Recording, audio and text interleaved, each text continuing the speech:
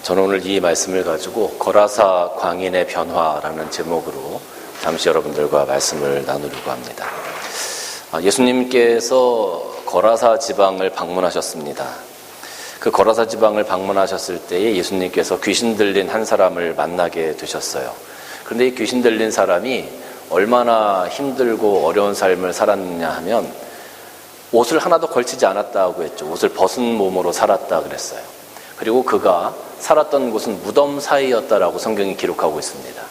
때로는 사람들이 그 사람을 쇠사슬로 묶었는데 그 쇠사슬을 끊고 막 도망가서 광야 가운데 또 혹은 무덤 사이에서 그가 거했다라고 성경은 기록하고 있습니다. 여러분 지금 이 사람의 상황을 한번 보십시오. 이 사람을 누가 돌볼 수 있겠습니까? 이 사람을 누가 컨트롤할 수 있겠습니까? 요즘에는 현대의학에서는 귀신 들렸다는 것을 인정하지 않습니다. 정신병원이나 이런 곳에 가게 되면 이 귀신에 대한 것은, 영적인 것은 완전히 배제해 놓고 과학적으로 뇌에 어떤 도파민의 물질이 잘못 나와서 약을 처방하고 이렇게 돼요. 그런데 이 어떤 이유에서든지 정신적으로 이상한 일이 생겼을 때, 영적으로 이상한 일이 생겼을 때 그 사람을 통제하기가 굉장히 어렵습니다. 그 사람이 보통 쓰는 힘보다 훨씬 더 강한 힘을 쓰게 되어지고 그 사람이 어디로 튈지 알지 못해요. 그래서 그 사람을 통제하기가 굉장히 어렵습니다. 오늘 이 사람도 마찬가지죠. 귀신에게 붙잡힌 바 되어서 언제 어떤 일을 벌일지를 모르는 상황이에요. 그 사람을 안전하게 보호하고자 할지라도 그것을 안전하게 보호할 수 있는 방법이 없어요. 그래서 그 사람을 쇠사슬에 묶어놓기까지 했던 겁니다. 그럼에도 불구하고 그 쇠사슬을 끊고 도망가게 되어지는 그런 일들이 반복적으로 일어났다라는 것. 아무도 이 사람을 케어할 수 없습니다. 그 의미는 이 사람은 철저하게 소외되어졌고 이 사람은 철저하게 버려진 삶을 살고 있었다라는 거예요. 아무도 이 사람을 돌아보지 못했다는 거죠. 귀신에게 사로잡혀서 영적으로 피폐해지고 그 삶이 굉장히 피폐해져 갔습니다. 어려운 일을 당해도 그를 도와줄 사람이 없었습니다. 오늘 여기서 예수님께서 그 귀신에게 너의 이름이 무엇이냐라고 물으셨어요. 그때 이 귀신이 대답하기를 우리는 군대입니다라고 대답을 합니다. 그런데 이 군대라는 이 헬라어 원어를 보면 레기온이라고 되어져 있거든요. 근데 레기온이라고 하는 것은 그 당시에 로마 군대, 로마 군사적인 용어인데 한 부대의 명칭을 레기온이라고 합니다. 한 부대에 6,000명의 군사가 있는 그 군대를 레기온이라고 하는 거예요. 그러니까 오늘날 우리로 이야기하자면 대대나 연대급 이렇게 되겠죠. 그러니까 굉장히 많은 수의 군대, 굉장히 강한 귀신의 역사가 있었다라는 것을 우리는 알 수가 있는 겁니다. 아무도 돌아보지 못하고 아무도 컨트롤할 수 없고 아무도 그를 케어할 수 없는 그 사람. 그렇게 강한 귀신의 힘에 붙들려서, 사탄의 힘에 붙들려서 정상적인 삶을 살아가지 못했던 그 사람. 그런데 그 사람이, 그 귀신이 예수님을 만났을 때 예수님 앞에 나와 엎드리는 거예요. 아무도 컨트롤할 수 없는 그 강한 영적인 힘조차도 하나님의 아들 예수님 앞에 나와서 엎드려지게 되어지는 것을 오늘 우리는 성경을 통해서 보게 되어집니다. 그리고 그의 삶이 예수님을 만난 이후에 바뀌게 되어집니다.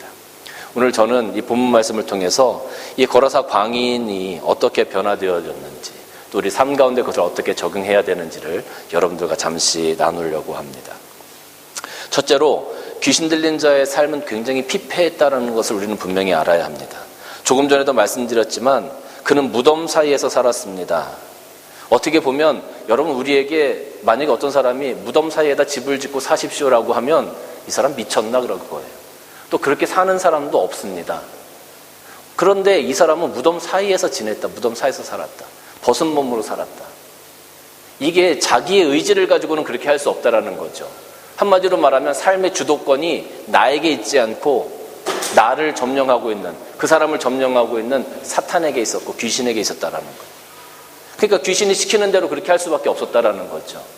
내가 만약에 멀쩡한 정신을 가지고 있으면 벗은 몸으로 돌아다닐 수 있겠습니까? 무덤 사이에서 살 수 있겠습니까? 그 쇠사슬을 끊고 도망갈 수 있겠습니까? 정상적인 사람은 그렇게 할 수 없다라는 거죠. 비정상적인 삶을 살아갔어요. 이 사람은 철저히 소외되었습니다. 아무도 그를 케어할 수 없기 때문에 철저히 소외되어졌고 버려진 삶을 살 수밖에 없었습니다. 귀신에게 사로잡혀서 그의 인간성이 점점 좀먹어져 갔습니다. 피폐해져 갔습니다. 하나님께서 만드신 하나님의 형상이 점점 망가져 갔습니다. 그 형상을 잃어버리게 되었습니다. 그는 아무것도 주도적으로 할 수 있는 것이 없었어요. 정말로 내가 정상적으로 돌아가고 싶은데 혹은 잠깐 제정신이 돌아왔을 때 나 정상적으로 살고 싶은데 그렇지 못한 자신의 삶을 바라보면서 얼마나 비참함에 빠질 수밖에 없어요. 어떻게 보면 치매에 걸리신 분들이 종종 주위에 있지 않습니까? 근데 치매에 걸리시면 정신줄을 놓아버리시니까 어떤 행동을 하시는지 또 어떤 말씀을 하시는지 자기가 어디를 갔는지 전혀 기억을 못 하신단 말이죠. 그런데 가끔 치매 걸리신 분도 제정신으로 잠깐 돌아오실 때가 있어요. 잠깐 돌아오시고 나면 그때 드는 그 자괴감이나 좌절감이 이루 말을 할 수 없다라는 거예요. 내가 왜 이러지? 내가 자녀들에게, 내가 주위 사람들에게 너무나 몹쓸 짓을 하는구나. 그리고 또 내 삶이 왜 이렇지? 라는 그런 생각 때문에 그런 어떤 비참함을 느끼는 것이 정말 이루 말할 수 없다라는 거죠. 아마 이 사람도 그랬을 겁니다. 잠시 제정신이 들어왔을 때 자기의 벗은 몸을 보고 무덤 사이에서 사는 것을 보고 사람들에게 버려진 것을 보고 아마 느꼈던 그 비참함은 이루 말할 수 없을 것입니다. 귀신은 이 사람을 자기의 노예로 만들어버렸습니다.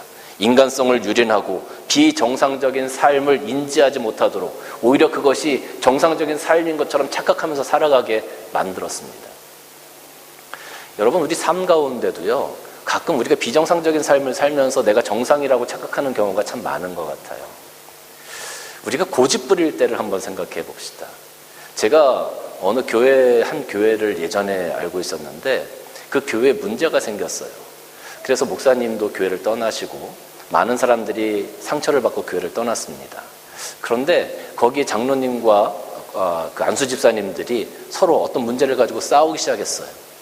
그런 문제가 생겼을 때 교회 이제 노회에서는 목사님들도 파견하고 또 목사님들이 찾아오셔서 권면도 하시고 서로 좋은 방향으로 합의할 수 있도록 유도도 하고 충고도 해주셨어요. 많은 부분에 있어서 많은 성도들이 그럼 그렇게 했으면 좋겠다라고 얘기를 했는데 그 중에 몇 분이 안 된다는 거예요. 일을 그렇게 하면 안 된다는 거예요. 이번 기회에 이런 부분들을 분명히 고쳐놓지 않으면 이런 부분이 또 생기니까 안 된다는 거예요. 그러면서 끝까지 자기 고집을 부리시는 거예요. 결국은 그 몇 분의 고집 때문에 교회가 피폐해지고 많은 사람들이 상처를 받고 교회를 더 많이 떠나게 되었어요. 그리고 결국은 세상 법정에까지 가는 그런 일들이 생겨지게 되었어요. 자기의 고집을 끝까지 부리는 것, 그러면서 그것이 나는 하나님을 위해서 내가 최선을 다하는 것이라고 그들은 생각을 했습니다. 그런데 그들의 그런 생각들 때문에 교회가 망가지고 교회가 무너지고 다른 성도들이 상처를 받는 것은 저는 생각하지 않은 거죠. 저는 이것이 정상적이라고 생각하지 않습니다. 그런데 그분들은 자신들이 정상적이라고 생각했어요. 오히려 자기들에게 동조하지 않는 다른 사람들이 비정상적이라고 생각했고 그들이 믿음 없는 사람들이라고 비난을 했습니다. 어떤 분들은 교회를 선택하실 때 많은 인원들이 있고 또 많은 재력이 있는 교회들을 선택합니다. 왜냐하면 교회를 예배드리러 가는 것이 아니라 나의 돈벌이 수단으로 내가 그곳에 가서 등록을 했을 때 내 사업을 도와줄 수 있는 사람들을 찾기 위해서 교회를 선택하시는 분들도 참 많이 있습니다. 이게 정상적입니까? 이거 비정상적입니다. 그런데 그렇게 선택하시는 분들은 그것이 자기 삶의 정상적인 모습이라고 생각을 하십니다. 교만은 어떻습니까? 교만한 사람들은 사람들을 무시합니다. 그리고 자기 이름 드러내기를 좋아하죠. 물론 많이 후원하고 헌신을 하시는 분들도 계세요. 그런데 그 가운데 어떤 행사가 있거나 그러면 기도는 꼭 자기가 해야 된다는 거예요. 자기 이름 석자가 주보에 그 행사지에 꼭 들어가야 된다는 거죠. 이름을 나열할 때도 자기 이름이 제일 먼저 오지 않으면 그것 때문에 화를 내고 짜증을 내시는 분들도 계세요. 그러면서 그들은 자신들의 삶과 자신들의 태도를 합리화시키고 정당화시킵니다. 그리고 그것이 맞다라고 이야기를 합니다. 근데 여러분, 이것이 정말로 정상적입니까? 이것이 정말로 합리적인 일입니까? 요즘에는 미디어를 보다 보면 갑질이라는 단어가 많이 나옵니다. 갑질.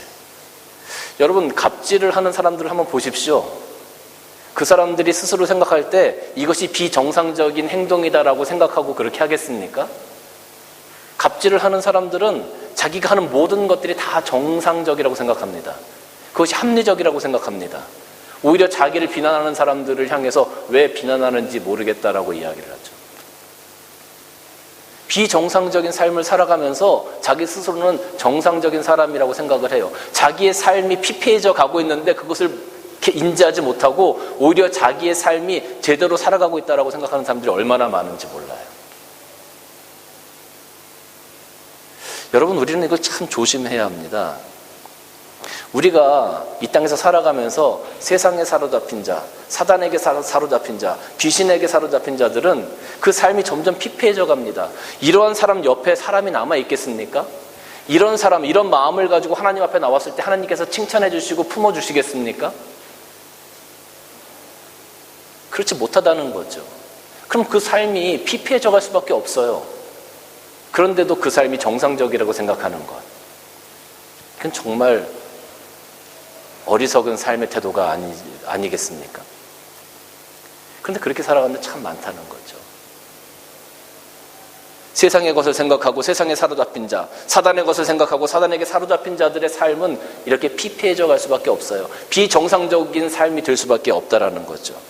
그래서 우리는 반드시 이 악한 영, 악한 생각들을 우리 삶 가운데서 몰아내야 되는 겁니다. 두 번째는 악한 영을 반드시 우리 삶 가운데서 몰아내야 됩니다. 여러분, 이 거라사 지방을 예수님께서 가셨잖아요. 그런데 이 거라사 지방은 유대인들이 살던 지역이 아니었습니다. 이방인들이 살던 지역이었습니다. 그것을 우리가 어떻게 추측할 수 있냐 하면, 지금 여기 보면 돼지떼를 키웠다라고 되어져 있잖아요. 그런데 성경에서는 돼지가 부정한 짐승이죠. 이스라엘 백성들이 먹지도 않고 키우지도 않았던 짐승이에요.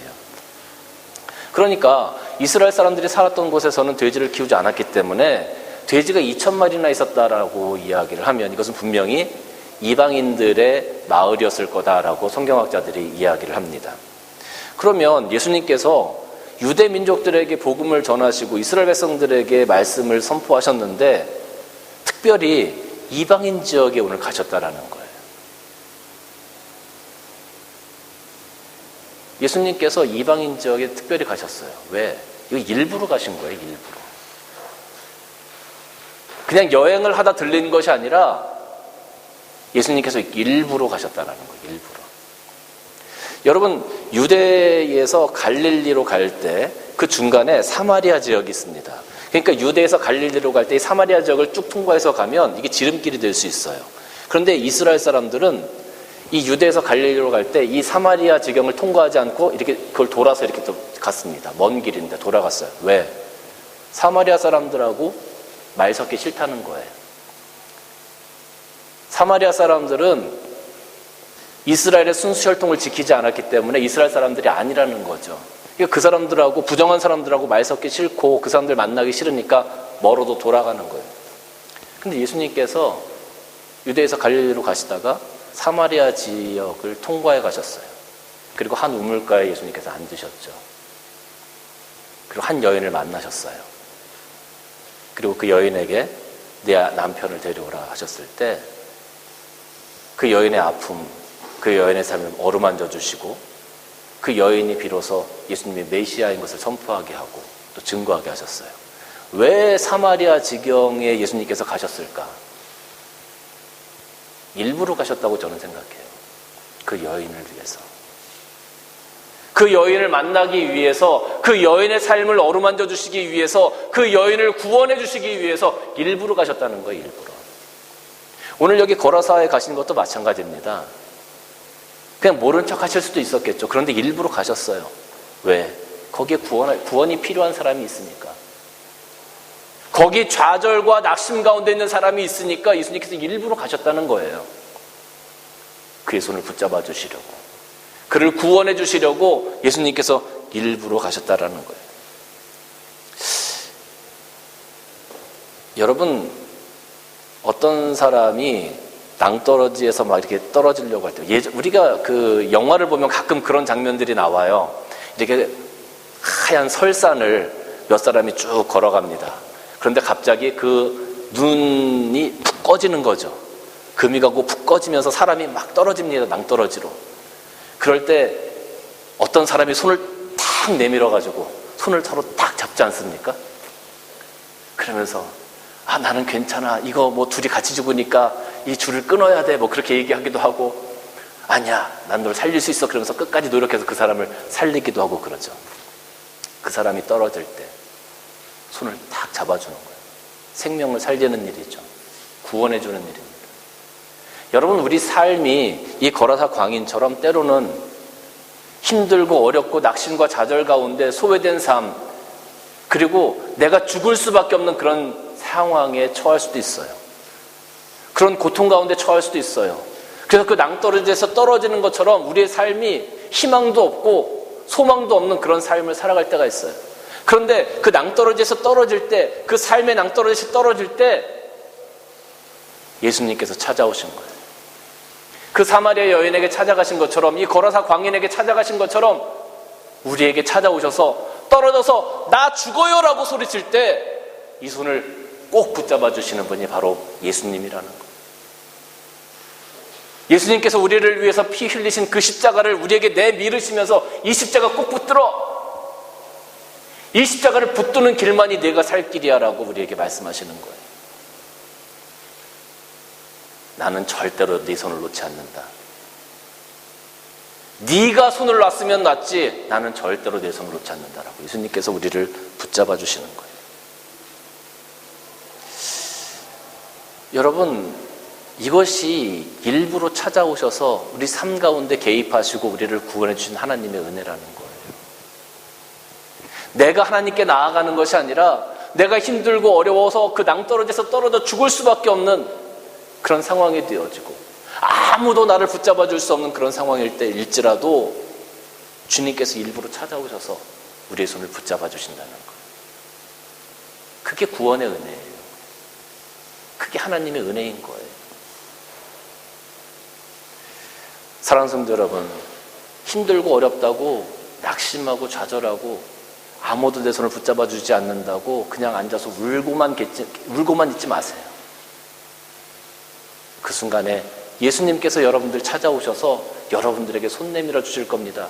그리고 이 십자가 꼭 붙들으라고 예수님께서 우리에게 말씀해 주시는 겁니다. 35절 말씀 보니까 사람들이 그 이루어진 일을 보러 나와서 예수께 이르되 귀신 나간 사람이 옷을 입고 정신이 온전하여 예수님 발치에 앉아있는 것을 보고 두려워했다. 그렇게 예수님의 손을 꼭 붙들고 그 나락에서 올라와서 보니까 이제 제정신이 든 거예요. 비로소 정신이 돌아와서 정상적인 삶을 살 수 있게 된 거예요. 그렇게 구원받고 노임을 받으니까 정상적으로 돼서 제정신이 돌아와서 보니까 내가 지금까지 세상을 바라봤던 그 시각이 변화됩니다. 하나님의 나라를 바라볼 수 있게 되어져요. 내가 그동안 돈을 바라봤던 시각이 변화되어져서 하나님의 은혜를 바라볼 수 있게 되어져요. 그동안 내가 고집과 교만을 가지고 살아왔던 나의 삶이 이제 형제와 이웃을 바라볼 수 있는 삶으로 변화되어지게 되는 거예요. 내 삶의 방향과 내 삶의 목적이 변화되어지게 되어집니다. 내가 지금까지 바라보고 나갔던 목표가 바뀌어지게 되는 놀라운 역사가 생기게 되어지는 거죠. 여러분, 이게 하나님께서 창조하신 삶, 사탄이 우리를 유혹해서 우리가 죄 가운데 있었던 삶, 이것이 다시 회복되어져서 예수 그리스도의 십자가를 붙들고 다시 한번 구원받고 이곳에서 하나님께서 창조하신 삶을 다시 한번 살아가게 되는 것, 그것이 오늘날 우리가 살아가고 있는 삶이에요. 그러니까 하나님이 우리를 정상적으로 만드셨어. 그런데 죄가 들어와서 우리가 비정상적이 되었잖아요. 그리고 많은 사람들은 여전히 이 죄 가운데서 이것이 정상적인 삶인 줄 알고 살아가요. 근데 예수님께서 우리를 깨닫게 해주시는 거예요. 정상적인 삶으로 다시 한번 예수 그리스도의 그 보혈의 십자가를 통해서 말이죠. 이것이 바로 회복인 겁니다. 이것이 바로 세상에게 사로잡혔던 내가 그 세상을 내 가운데서 쫓아내고 예수 그리스도의 이름으로 예수 그리스도의 영으로 충만케 되어졌을 때 변화되어지게 되어지는 모습이라는 거예요. 사단에게 사로잡혔던 내가, 사단이 주는 생각, 사단이 주는 유혹에 사로잡혔던 내가 예수 그리스도로 말미암아 구원받고 변화되었을 때 나타나는 모습들이라는 거예요. 세 번째는 우리가 받은 은혜를 잘 간직해야 됩니다. 여러분, 아까 제가 주일학교 설교를 할 때도 잠깐 언급했지만 36절과 37절 말씀 보면 귀신 들렸던 자가 어떻게 구원받았는지를 본 자들이 그들에게 이르매 거라사 땅의 땅 근방 모든 백성이 크게 두려워하여 예수께 어떻게 했다고요? 떠나가기를 강구했다 그랬어요. 떠나가기를 강구했다. 마가복음 5장 보면 이 돼지떼가 약 2,000마리 정도 됐다고 기록하고 있어요. 제가 2,000마리 정도면 대체 얼마나 될까 해서 돼지 가격을 한번 이렇게 제가 알아봤어요. 한 100만 원 정도 할래나? 그리고 알아봤더니 돼지가 그게 생각보다 싸더라고요. 한 25만 원 정도 된대요. 한 100kg 정도 나가는 게. 삼겹살은 되게 비싼데 돼지 한 마리가 25만 원 정도밖에 안 된대요. 그래서 이 축산 농가들이 되게 힘들겠다 이런 생각을 했어요. 돼지가 먹는 사료만 해도 25만 원이 넘을 텐데 이게 돼지 가격이 너무 싼 거 아닌가? 어쨌든 25만 원 정도 된대요. 그래서 25만 원 곱하기 2,000마리 하니까 약 5억 정도가 되더라고요. 오늘날도 5억이 굉장히 큰 돈이잖아요. 그런데 2000년 전에 5억이면 엄청나게 큰 돈일 것 같아요. 지금 뭐 한 50억 이상 되는 그런 어떤 가치가 있지 않을까 하는 생각이 듭니다. 제가 예전에 그 단기 선교를 저기 오지로 한번 간 적이 있어요. 우리 청년들과 학생들을 데리고 갔는데 그 오지 마을에 사는 원주민이 이제 우리가 왔다고 잔치를 한다고 마을에서 돼지를 이제 키우는 걸 한 마리 잡아서 이렇게 했어요. 그러면서 막 이렇게 웃으면서 얘기를 하는데 거기 따라왔던 여청년이 너무 마음에 들었나 봐, 그 원주민 청년이. 그래서 이렇게 우스갯소리로 얘기를 하다가 야, 너 이 청년이 너 마음에 든대? 뭐 이렇게 얘기를 했어요. 근데 나중에 알고 보니까 자기가 돼지 한 마리 줄 수 있다는 거예요. 이게 무슨 말이냐니까 신부를 데리고 올 때 돼지 한 마리 주면 그것이 최고의 선물이라는 거예요. 그러니까 돼지 한 마리가 사실은 신부 한 명의 가치가 있는 건데 어쨌든 그런 돼지가 2,000마리가 지금 죽은 거예요. 그러니까 그들 입장에서는 얼마나 큰 충격이었겠습니까? 가지고 있는 모든 것들을 다 잃어버린 거잖아요. 근데 이들 역시 그 귀신에게 사로잡혔던 자가 온전하게 된 것을 바라봤어요. 그리고 이게 분명히 뭔가 지금 큰 일이 일어났구나, 기적이 일어났구나라는 걸 경험했어요. 근데 그 경험을 하고 나서 예수님 앞에 엎드린 것이 아니라 오히려 예수님을 떠나가시라고 지금 예수님 등 떠밀고 있다라는 거죠. 하나님의 은혜를 경험했는데 예수님 떠나가세요. 여러분, 이게 우리가 예수님께 하나님으로부터 받은 은혜를 받고 나서, 받을 만한 은혜를 받고 나서 우리의 삶이 변화되어지고 하나님께서 원하시는 삶의 방향으로 나가야 되는 건데 이 사람들은 지금 거부하는 거예요. 예수님, 그렇게 큰 기적을 보여주셔서 감사합니다. 그런데 저는 지금 제 삶이 훨씬 더 좋습니다. 나는 이렇게 세상 가운데서 살아가는 삶이 훨씬 더 나에게 즐거움입니다. 예수님 따를 수 없습니다. 그러니 떠나가십시오.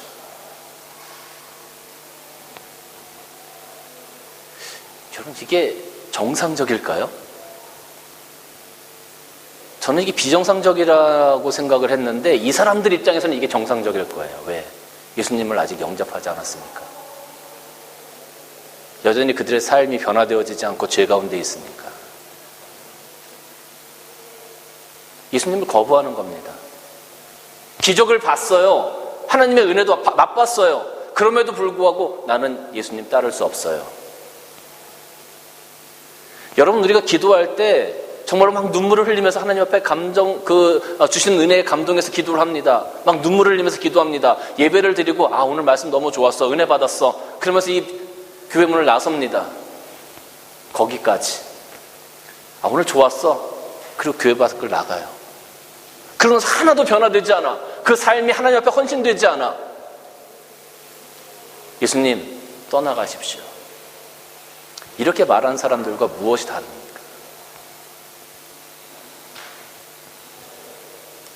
38절과 39절 말씀 보면 귀신 나간 사람이 함께 있기를 구하였으나 예수께서 그를 보내시며 이르시되, 귀신 나간 사람이 예수님과 함께 있기를 원했다. 예수님, 제 삶이 변했습니다. 제가 바라보는 것이 변했습니다. 내 가치관이 변했습니다. 나의 모든 삶이 변했습니다.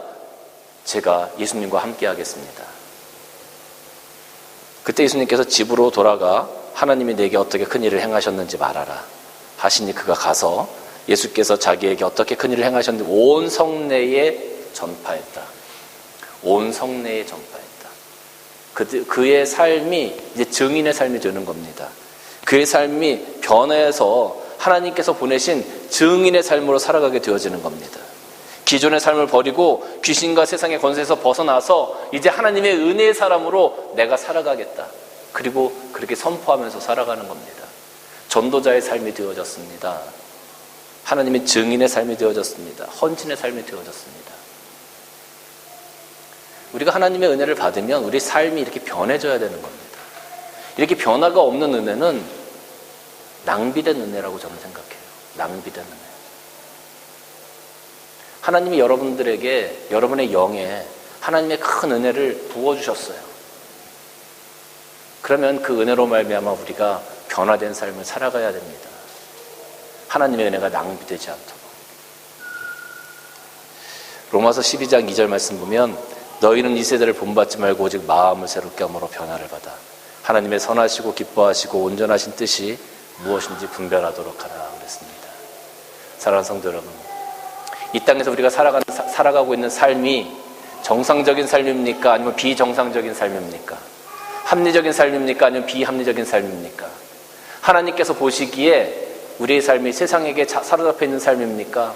아니면 예수님께 사로잡혀 있는 삶입니까? 우리는 이미 예수 그리스도의 보혈로 말미암아 다 구원받은 사람들입니다. 낭떠러지에 떨어지는 그 사람들을 예수님께서 십자가로 다 붙잡아 주셔서 다 그 낭떠러지에서 올려주셨어요. 우리는 다 구원받은 자들입니다. 하나님께서 허락하신 그 은혜, 낭비되지 않도록 오늘 우리가 어떻게 살아가야 될지 결단하시고, 오늘 이 거라사 광인의 삶을 살펴보면서 우리의 나갈 바를, 우리가 바라봐야 될 것들을 함께 바라보시는 여러분들 되시길 주님의 이름으로 간절히 축원합니다. 기도하시겠습니다. 주님 감사합니다. 오늘 거라사 광인의 삶을 살펴보면서 우리가 어떠한 삶으로 하나님 앞에 서야 될지를 잠시 고민해 보았습니다. 우리의 삶의 목표가 바뀌어지고 삶의 시각이 바뀌어지고 내가 바라는 삶의 목적이 바뀌어져서 하나님께서 기뻐하시는 모습으로 이 땅에서 사명 감당하며 하나님 앞에 헌신하고 증인의 삶으로 살아갈 수 있는 우리 모든 성도들이 될 수 있도록 축복하여 주옵소서. 예수님의 이름으로 기도드리옵나이다. 아멘.